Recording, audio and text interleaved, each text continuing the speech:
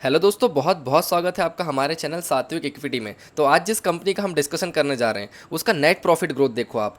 183% का net profit growth report किया company ने। लास्ट ईयर 15 सीआर का प्रॉफिट रिपोर्ट किया था, इस बार 36 करोड़ का नेट प्रॉफिट रिपोर्ट हुआ है। मतलब डबल से भी ज़्यादा ग्रोथ मिल गई यहाँ पे। और इसी टाइप से सेल्स ग्रोथ कितने का हुआ है? 16% का सेल्स ग्रोथ हुआ है ईयर ऑन ईयर बेसिस पे। 269 करोड़ की सेल्स रिपोर्ट हुई है, लास्ट ईयर 231 सीआर की थी। और क्वार्टर ऑन क्वार्टर बेसिस पे भी काफ़ी बढ़िया ग्रोथ देखने मिल रही है। तो कंपनी का नेट प्रॉफिट जो है बहुत बढ़िया तरीके से ग्रो किया है। इसी तरीके से इसमें ईपीएस में भी ग्रोथ दिख रही है। ईपीएस में कितने का ग्रोथ दिख रहा है? 129% का। अब देखो क्वार्टर ऑन क्वार्टर बेसिस पे तो काफ़ी बढ़िया रिजल्ट है और ईयर ऑन ईयर बेसिस पे भी काफ़ी बढ़िया रिजल्ट है। मतलब इस क्वार्टर का जो रिजल्ट आया Q4 का, ये काफ़ी बढ़िया रिजल्ट है। और इसके साथ साथ इसका जो शेयर प्राइस है वो ऑलमोस्ट 50% डाउन में भी ट्रेड कर रहा है। देखो यहाँ तक की पिक्चर आप देखोगे तो आपको ऐसा लगेगा कि Q4 के रिजल्ट्स बहुत बढ़िया हैं, शेयर ऑलरेडी डाउन है तो हम बाय कर लेते हैं। देखो सिर्फ इतना नहीं देखना होता। और सबसे पहली बात, हमारी जो वीडियो होती है वो बाय सेल रिकमेंडेशन के लिए नहीं होती, प्योर एजुकेशनल पर्पस के लिए होती है। बट सिर्फ हम इतना देख के इन्वेस्टिंग करेंगे ये पॉसिबल नहीं है। हमें क्या करना पड़ेगा? हमें कंपनी का पास्ट ईयर के डेटा भी चेक करने पड़ेंगे। तो हम जब ईयर वाइज डेटा देखते हैं तो आप यहाँ देखो ध्यान से, 2021 में 900 करोड़ का सेल था, फिर 1100 करोड़, फिर 1200 करोड़, फिर यहाँ से देखो 2 सालों में, लास्ट 2 सालों से कंटिन्यू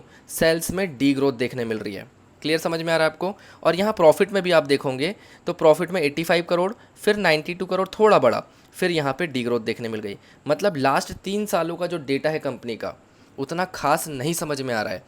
Q4 के नंबर बहुत बढ़िया है, बट लास्ट 3 सालों से कंपनी की सेल्स भी कंटिन्यू डाउन हो रही है और प्रॉफिट में भी गिरावट देखने मिल रही है। मतलब ईयर वाइज डेटा उतना खास नहीं है। आप समझ पा रहे हैं किस टाइप से एनालिसिस करना होता है? यहाँ देखो सेल्स के नंबर उतने खास नहीं है, प्रॉफिट ग्रोथ भी उतनी कुछ खास नहीं है। स्टॉक प्राइस भी लास्ट 1 ईयर में 19% का नेगेटिव रिटर्न दिया है। तो यहाँ तक आपको समझ में आ गया कि Q4 के तो नंबर बढ़िया है, बट जो ईयर वाइज डेटा जो चल रहा है कंपनी का, पास्ट ट्रैक रिकॉर्ड, वो उतना खास नहीं है। बट एक बात खास इसमें यह है कि आप देखो ध्यान से कि DII इसके पास कितना स्टेक है। DII इसके 13% स्टेक था, जो बढ़कर कितना हो गया है? 18% का हो गया है। मतलब DII के पास अपना स्टेक बढ़ाते जा रहे हैं DII, और प्रमोटर ने अपना स्टेक सेल नहीं किए हैं। 66% का स्टेक है, 66% का जैसा का वैसा है। अब देखो कुछ टॉप के म्यूचुअल फंड्स भी है, जैसे निप्पॉन लाइफ ट्रस्टी फंड है यहाँ पे।